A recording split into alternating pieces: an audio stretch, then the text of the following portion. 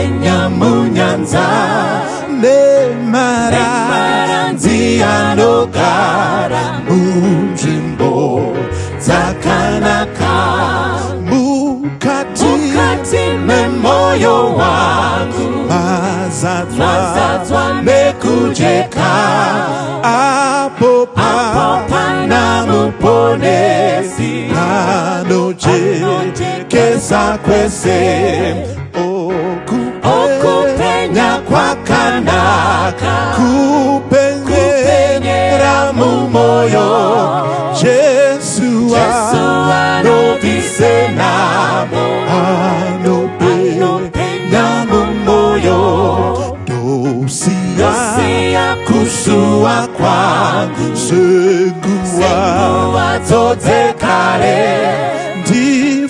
ndifukidze nekutenda undipe nikutenda kumusha wembiri uyo makandikadzirira moyo wangu unotenda emweya unovuma okupenya kwakanaka kupenyera mumoyo Jesu anobvise namo anopenya mumoyo simanditenga dawa wenyu narini ngayipute mwenye yeze iputire yetenzi kumusha wembiri uyo makandikadzirira moyo wangu unotenda nemweya unovuma okupenya kwakanaka kupenyera mumoyo Jesu anobvise namo anopenya mumoyo okupenya kwakanaka kupenyera mumoyo Jesu anobvise namo anopenya mumoyo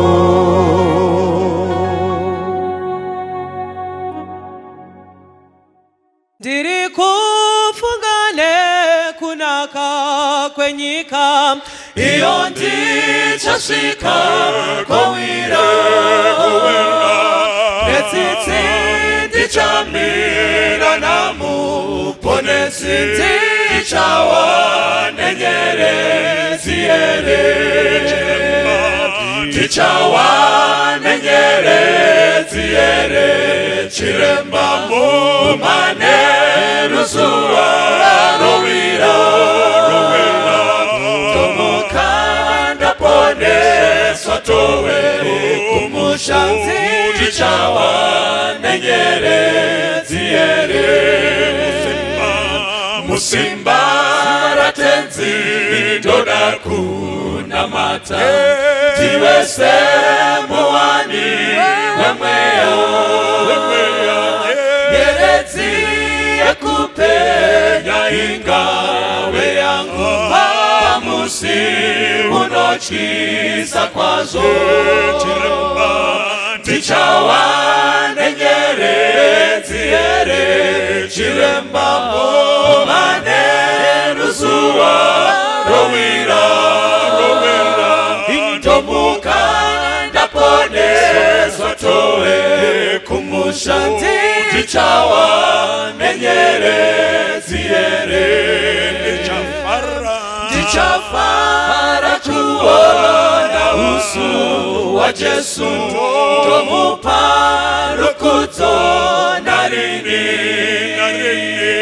zvichandifadza mumushawe ndarama kuti ndikawana nyeredzi chiremba tichawa nyeredzi yere chiremba mumane zuwa rovira chiremba tomuka ndaponeswa towe kumushanzi chawa nenyeredzi here chiremba chawa nenyeredzi here chiremba mumane zuwa rovira chiremba tomuka ndaponeswa towe kumushanzi chawa nenyeredzi here.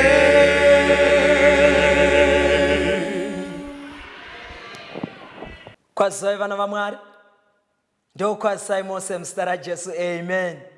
Mfaro wangu kusangana nemwe muzuva ranhasi pakudzidzwa kweshoko raMwari. Idi Mwari vari kudenga vakuitirei zvakanaka, vakukomborerei mose nekuwana mukana wekunzwa Mwari vachitaura nemwe.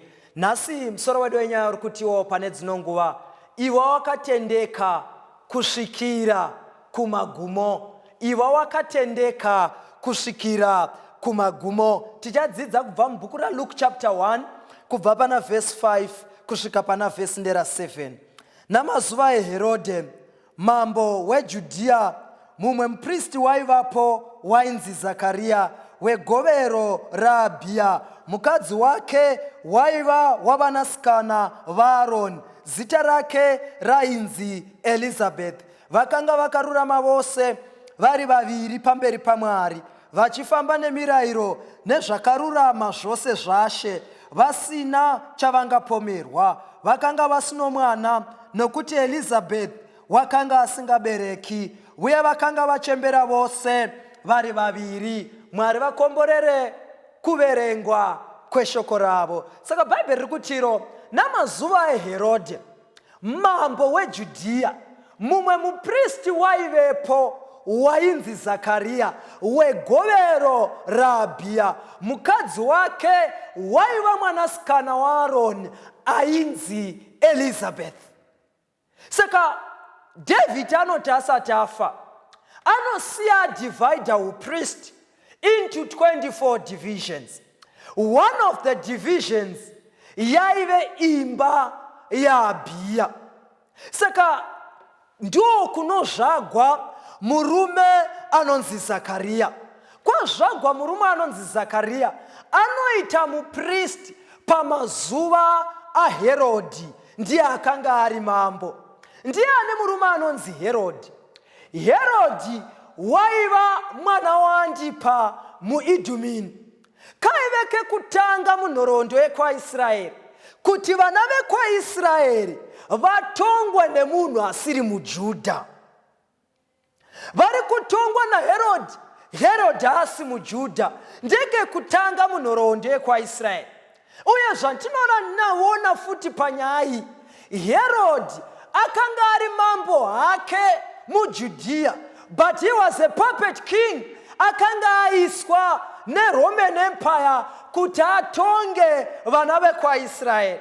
Saka Roman Empire yamuisa kuti angotonga, but paari kutonga Herodhi ari kutonga achiripota to the great Roman Empire pamazuva ake. Saka nedzimwe nzira maprinciples ari kushandisa pakutonga haamatori patsika dzachiJudha, but anomatora kubva kuRoman Empire. But asati aita zvakashata, pane zvishomawo zvatinowana munhoroondo zvinotaugwa zvakanaka pamusoro pemurume anonzi Herodhi. Regai ndimbomupembedzawo zvishoma, nekuti Herodhi the Great kunonziko akashongedza maguta ose muJudhea, akashongedza guta rose akarinatsa rikange rakanaka. Anonzi pakutonga kwake zvakare Herodhi haana kumbotonga mhaka nemusi weSabata. Saka zuva reSabata dzaigara pasi dzozorora, hapana chadzinoita Herodhi, haashandi nemusi weSabata. Nhoroondo inotaura zvakare kuti kuti Herodi waitobvisawo zvegumi nezvipo achitodzosera kutembere. Herodi waitovawo munhu anoziva Mwari. Hazvisi zvinhu zvinoshamisa izvi kuti Herodi azviite. Nemhaka yei zvisingashamisi kuti zviitwe naHerodi? Nekuti waiva mwana waAntipa muIdumini. MaIdumeanites aibuda muimba yaEsau. Aibuda muimba yaEsau.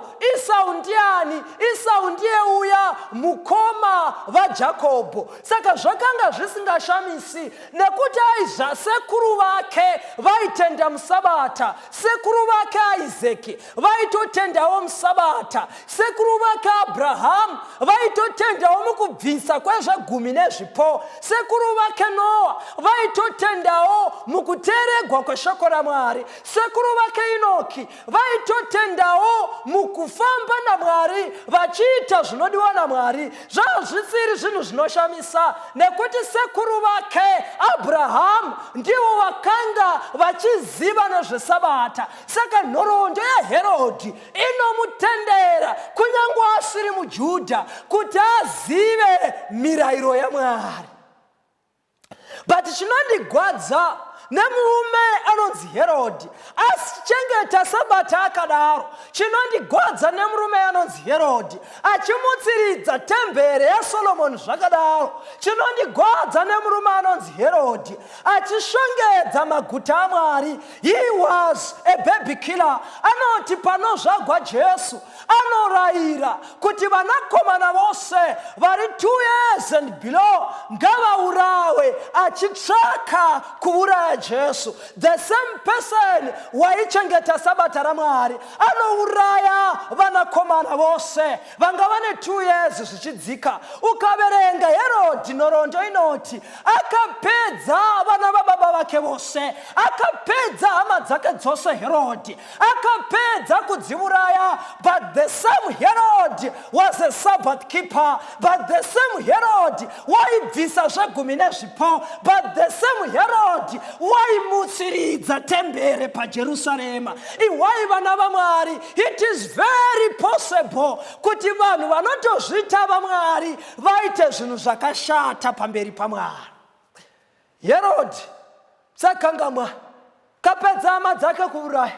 Waitorera vanhu madzimai avo ukada kuita kunge waoma musoro obva kuuraya Herodi to the extent yekuti mhuri yababa vake yakapera akapedza hama dzose. Herodi aiziva nezveSabata, waiziva kuchengeta mirayiro yaMwari. But Herodi anonzi akarovora vakadzi vane 10 wives. Herod. But Herod waitovawo muzukuru wevanhu vanoziva Mwari. Herod waichengeta Sabata. Yet Herod muurayi. Yet Herod unorovora vakadzi vakawanda achiziva kuti Mwari haazvidi. But pamazuva eHerodi mumwe mupristi waivapo wainzi Zakariya. Chinoita kuti Bhaibheri ridistinguishe Zakariya from all other priests inyaya yekuti wakanga akaramba akamira pamberi paMwari. Varipo vamwe vanhu pamazuva atiri kurarama vakaona Herodi achiroora vakadzi vakawanda, naiyewo unototevedzera Herodi. Wati Herodi mukuru weguta warovora vane 10, saka neniwo rega ndiroore wakawanda. Iwe mwana waMwari. Dei Zakariya akanga achida kuita izvi aitove nereason yakanaka. Mwari mukadzi wangu habereki, saka regai ndiroore vamwe vakadzi samambo. But Herodi achiita zvakashata. Zakariya anoramba akamira pamberi paMwari. Tiri kurarama pamazuva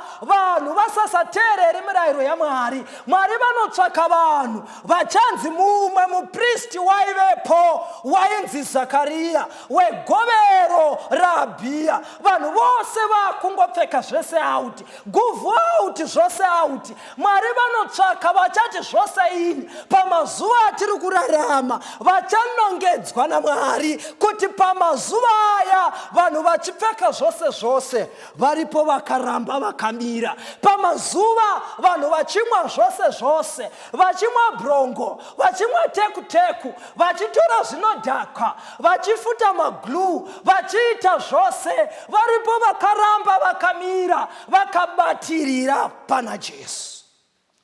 Pamazuva Herodhi mambo weJudhea, mumwe mupristi waivepoka wainzi Zakariya wegovero raAbhiya. Waiva navaMwari. Pamazuva atiri kurarama pamazuva ama 2000 achitora mukurumbira wekutora varume vevanhu, but pane vari kutsvaka ama 2000 achanzi akamira pamazuva aya akaramba akabatirira kuna Jesu. Iwaiva navaMwari. Pamazuva aHerodhi umwe akaramba akatendeka kusvikira kumagumo. Takurarama pamazuva ekupedzisira. Mwari vari kutsvaka vanhu vacharamba vakatendeka kusvikira kumagumo.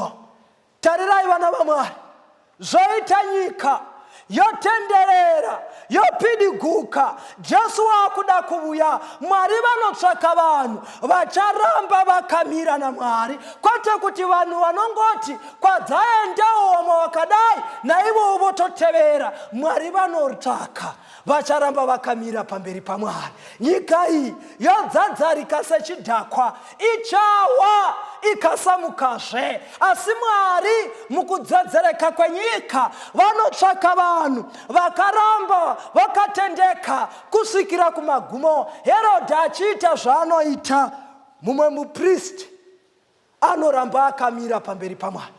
Tarira kashamwari, zviri kuita vezera rako vari kupuwa fees voti ndamobhadhara kuchikoro, vorova yose. Asi Mwari vanotsvaka vacharamba vakatendeka kusvikira kumagumo. Vakomana vava nalavmo vanoda vasikana vakawanda. Mwari vanotsvaka vachamira nemusikana umwe voramba vakatendeka kusvikira kumagumo. Vasikana vava natsitsi, vava nameshi, vachiwira munhu wose tsitsi murodhi, angoti psi anowigwa tsitsi murodhi. Mwari vanotsvaka vanhu vachatendeka vasikana kusvikira kumagumo. Iwai vana vaMwari, tiri kurarama pamazuva vanamai vasasakonisi kuzviisa pasi pevarume vavo. Asi Mwari vanotsvaka vanhu vachamira saZakariya pamazuva akashata votendeka kusvikira kumagumo. Vanababa vasasagutsikani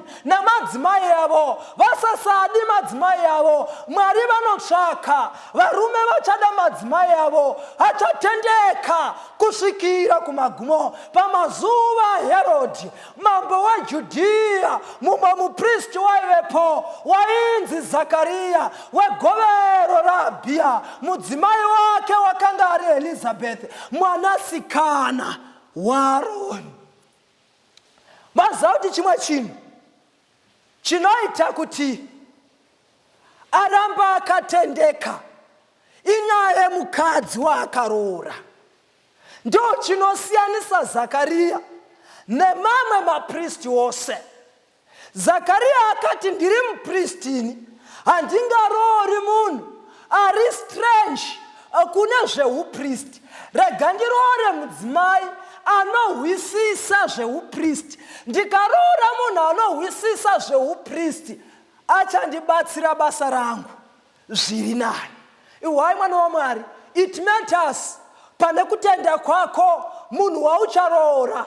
It matters pakutenda kwako munhu waucharogwa naye. Varipo vamwe vanhu vaiparidza vaive nemukurumbira unohlisa, vaiti kana vakaparidza multitudes and multitudes dzaiuya kuna Jesu, but zuva ravakarovora ndo pazvakavharana ipapo, nekuti vakaroora vanhu vasingahwisisi zvavakadanigwa naMwari, vakaroora vanhu vasingaappreciate koo yavanayo yavakadanigwa basa raMwari. Varipo vamwe vanamai vaitoimba zvine mukurumbira, but nhasi havachipo, havachagoni kana kuimba nekuti vakarogwa naana baba vasingagoni kuappreciata chipo chakaiswa pavari naMwari. It matters pakutenda kwako munhu waucharoora kana kuti waucharogwa naye. Varipo vamwe vanhu vakasimbira pana Jesu asi nhasi uno havachipo nemhaka yei? Nekuda kwevanhu vavakarogwa navo. Iwai mukoma, iwai sisi, hazvitsvaki vhesi kana mavhesi akawanda kutsanangurirana nei ndisingafaniri kuroora kunze kwechechi, nemhaka yei ndisingafaniri kurogwa kunze kwechechi, nekuti hama dzedu zhinji dzataive nadzo pakutenda dzakatisiya dzichifunga senge kune chinhu chinonzi gospel of romance. Ndichazomutendeutsa, ungamutendeutsa nemubhedha iwo mavhesi akaramba. Hakuna chinhu chinonzi ndozomutendeutsa. Munhu anotendeutswa naMwari nemweya mutsvene achishanda paari. Hausi unoti ndorovora ndozotendeutsa. Vazhinji vakatsauka pakutenda, vakazvizama zvikaramba kushanda. Iwe nokuda kwokuti wangoita reference yemunhu wani chete akazviita waunoziva ukatoti zvatove right. I remember mai vangu vachindiudza kanyayaka, vakarogwa nababa vangu. Baba vangu vanga vari muSabata, mai vangu vachienda havo kuRoman Catholic.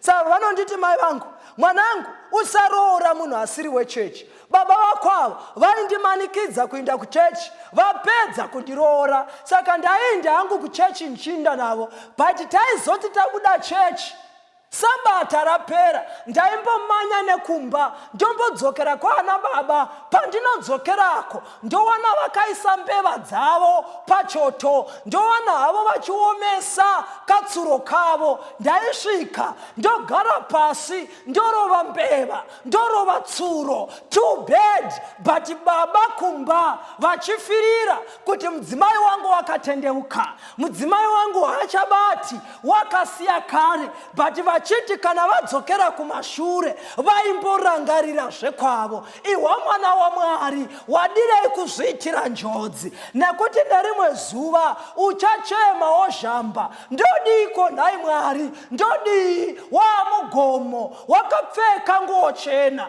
uchirova Gabhiona iyeresei Bhirona, uri mugomo, wodzama kuuya kuvafundisi. Ndinamatireiwo, zvinhu hazvina kumira zvakanaka. Murume wangu hachadi ndivuye kuchechi, mudzimai wangu hachadi ndivuye kuchechi, ende akatondoisa zita rangu mumbiya, zita rangu rikatodeketegwa, vakatosunga majana ekuti ndiende kuchechi kwavo. Manje isu hatina zvatogona kukubetsera nazvo, nekuti Mwari vanovenga kurambana. Saka ingori sekuru sekuru ndotsva, tsviramo tidye makoko. Chatinongogona kuita kukunamatira. Iwe mwana waMwari, it matters munhu waucharoora kana kurogwa naye. Chinoita kuti Zakaria aramba akamira semupristi inyaya yemunhu wakaroora. Ima hamuna here vamoto reference kuti vakomana zvakaoma. Tinotoshayiwa kuti chii chazvo chakaitika kubva zuva raakaroora.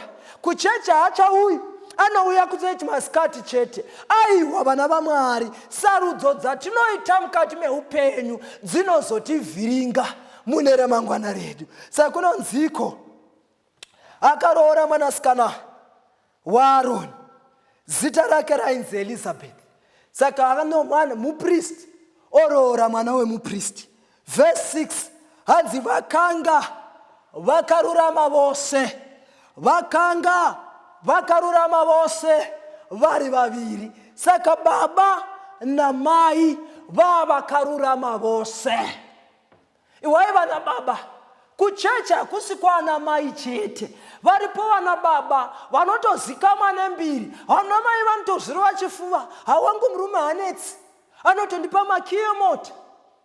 oenda kumusangano yenyu kwamunoenda, otondirengedzera zvose, onditengera zvose, ndoenda. Changozosara ndechekuti iye wauye kuchechi. Aiwa vana baba, kururama hakusi kwana mai chete. Vose vari vaviri, Zakaria naElizabeth, vakarurama pamberi paMwari, kunyangwe vakanga vasino mwana.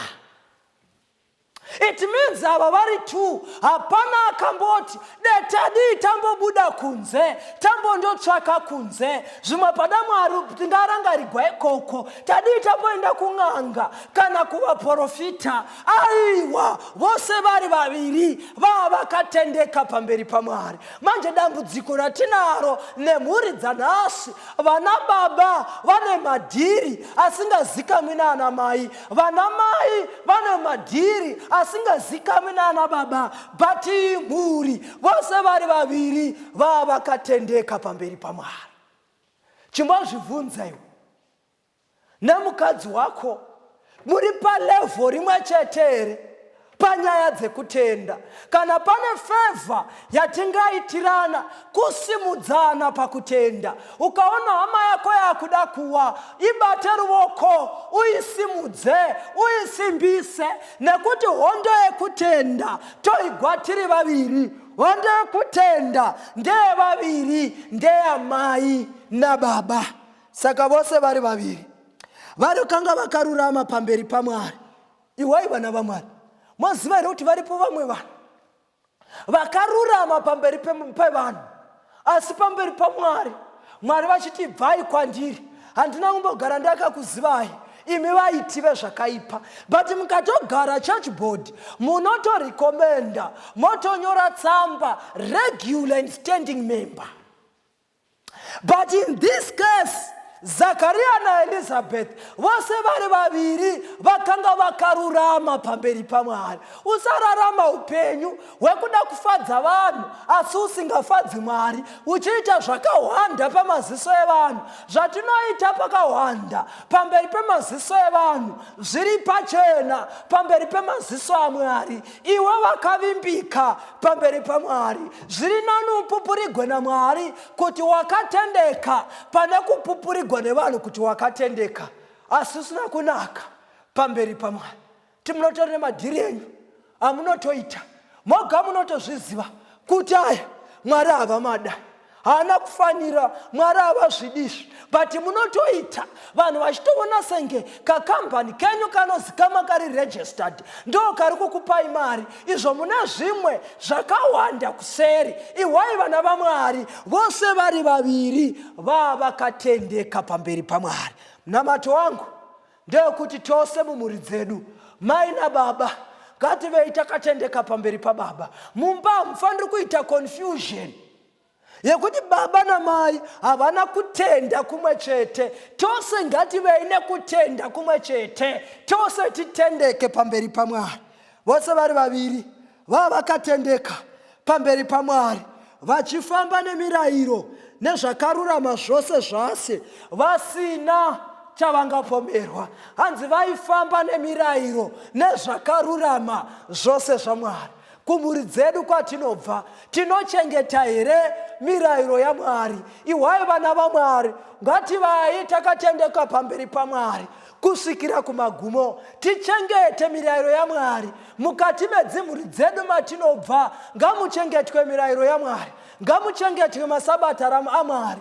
Ngariere sabata mukati medzimhuri dzedu. Ngatizvibvisirei zvifananidzo mukati medzimhuri dzedu. Ngatisareva zita raJehovha Mwari wedu pasina mukati medzimhuri dzedu. Ngatisavai nevamwe vaMwari mukati medzimhuri dzedu. Iwai vana vaMwari vaifamba vose vari vaviri nemirayiro yaMwari. Musa mune dzimwe dzimba dzitori neconfusion.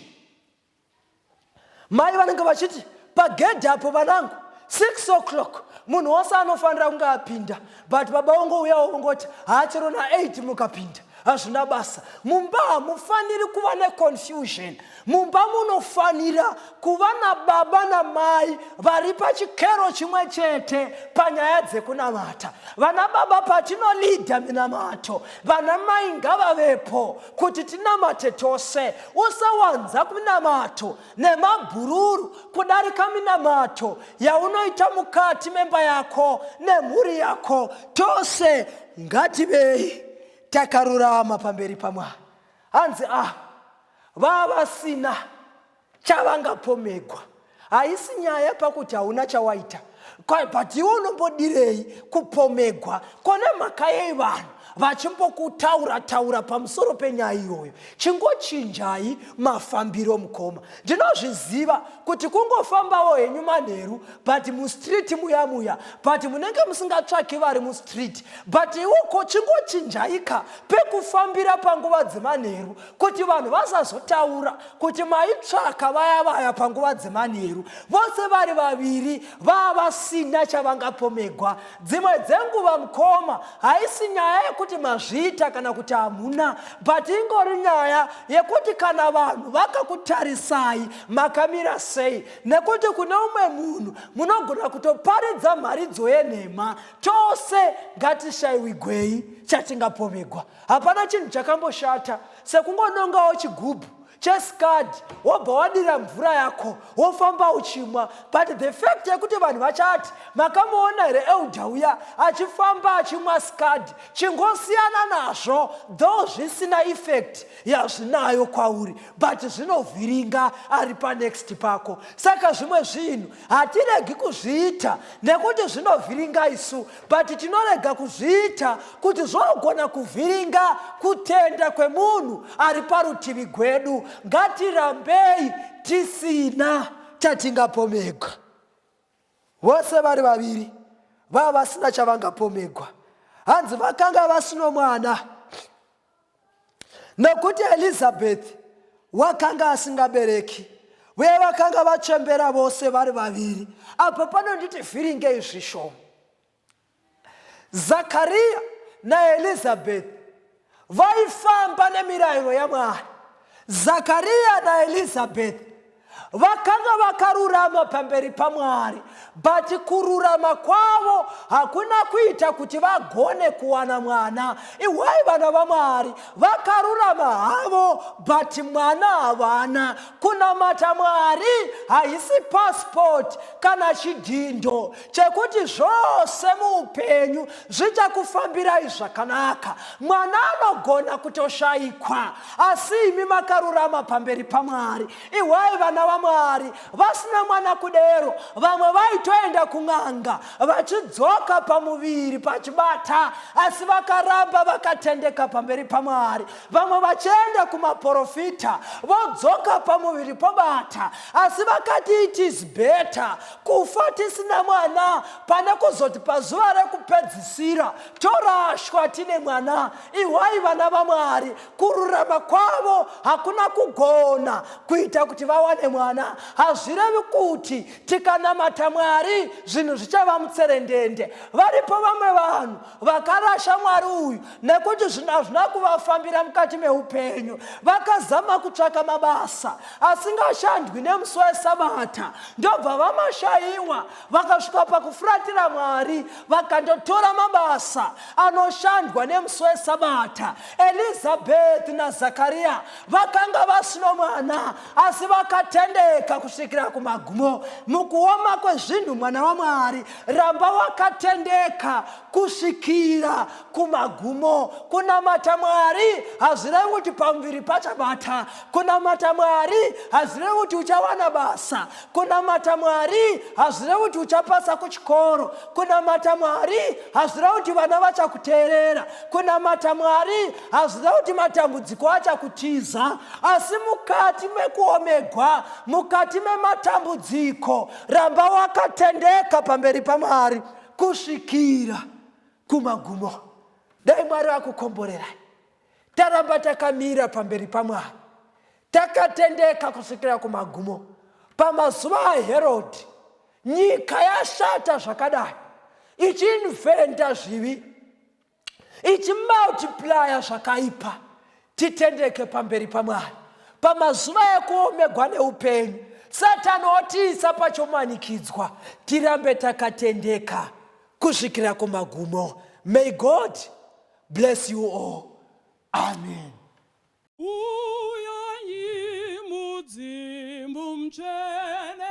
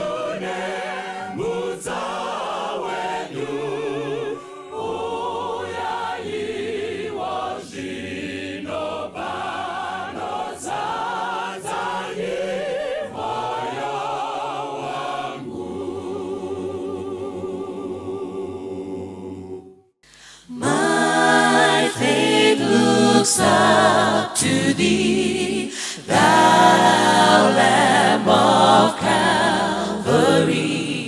When human hope recedes, you are my hope. My faith looks up to thee, thou Lamb of Calvary. When human hope recedes, you are my hope. When sorrows loom on me, helpless I cling to thee. Help thou my unbelief, remain my hope, even when I have set my eyes on high. In your glories I delight. When darkness rounds me mount, show me your light, even when I have light. In your glories I delight. When darkness rounds me, mount, show me